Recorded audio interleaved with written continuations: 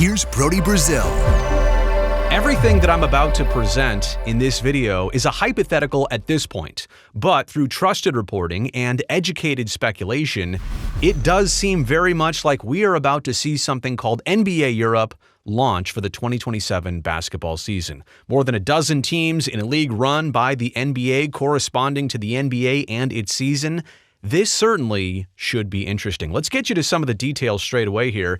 NBA Europe would actually follow FIBA rules. This is more of a FIBA-type basketball league than the NBA trying to force all of their rules and all of their procedures on this league, including things like a 40-minute game instead of obviously 48 like the NBA. They want to have a 16-team model with 12 permanent team locations, meaning that there are a dozen teams that exist year after year, probably run by the NBA, run with the NBA, run in collaboration with the NBA, but 4 teams are allowed to jump in the league and qualify annually, kind of like a promotion and relegation type system. This is very European. This is very interesting, and it's certainly nothing like the NBA in that regard. But a 16 total team model, 12 permanent teams, 4 rotating teams every single season.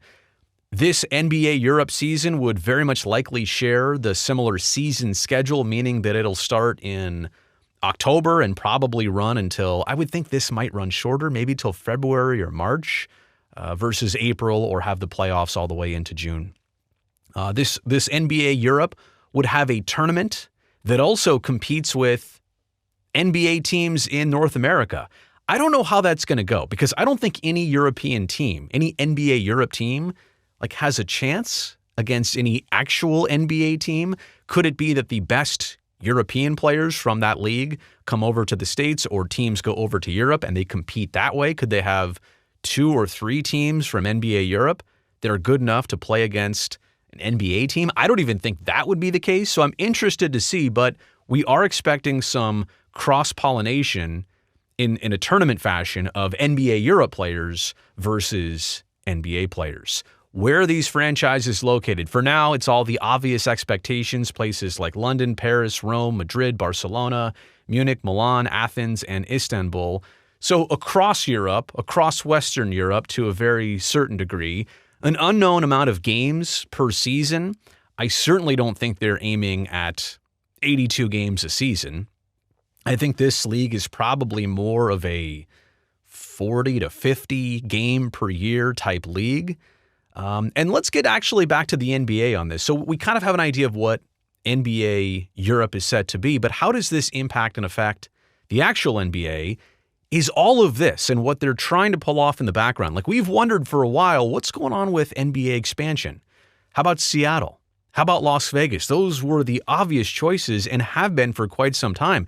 If they literally wanted to expand the NBA next season for those 2 cities, they could. The arena in Seattle is done and ready.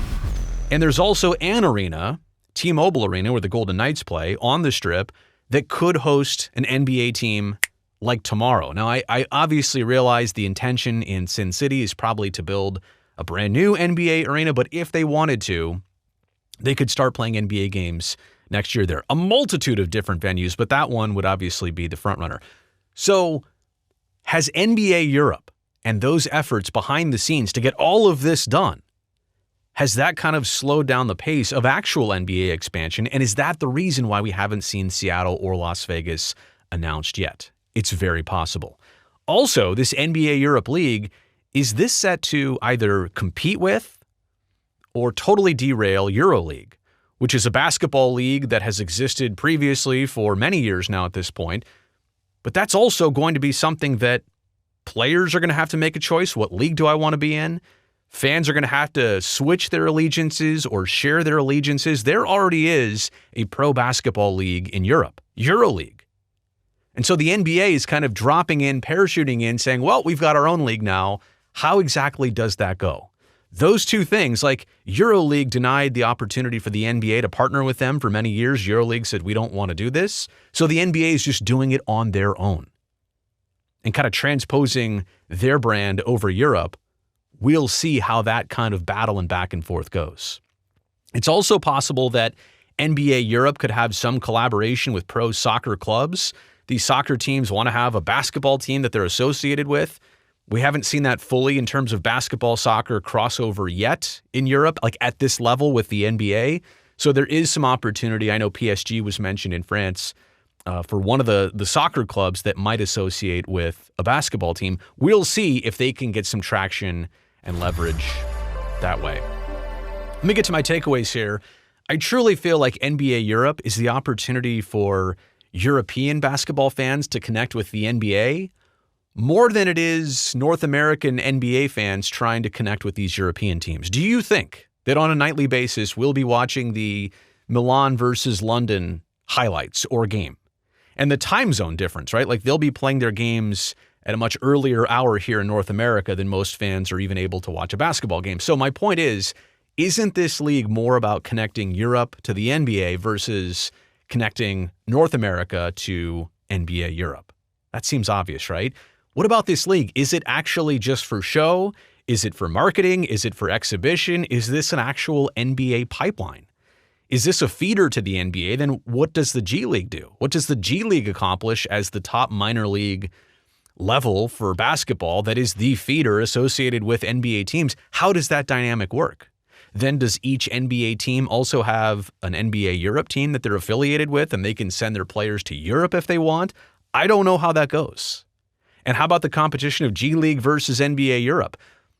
You might be throwing one too many irons in the fire here, if that makes sense, if you're the NBA. Or maybe there's room for it, I don't know. I'm also very aware of NFL Europe. The NFL tried this already. In fact, they tried it several different times and it never really got off the ground. It never launched. You're going to bring your own people, your own teams, your own talent. You're going to do your own league out in Europe and it lasts 1 or 2 or 3 years and that's it.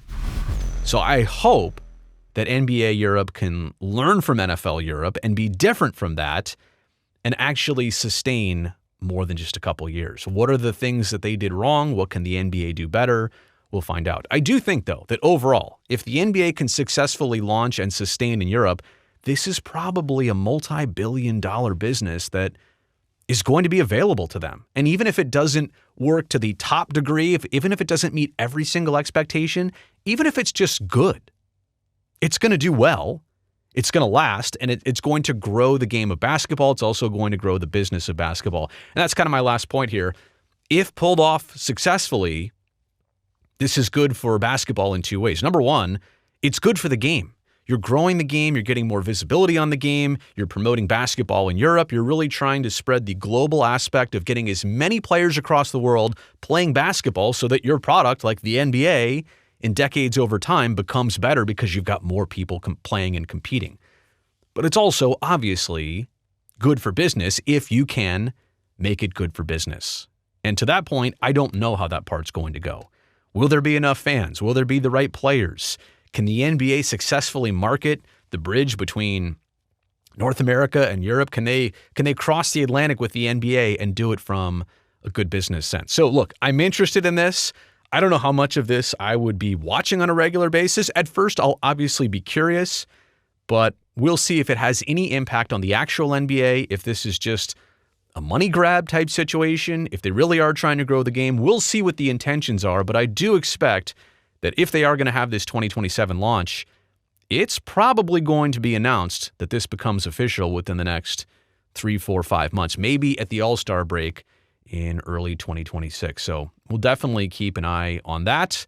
As for this video, thanks for being here. Let me know what you think about all this in the comments section below. Love to hear your thoughts on NBA Europe. Thumbs up down there helps me, this video, and this channel. And don't forget to hit that subscribe button. I would definitely love to see you back here next time.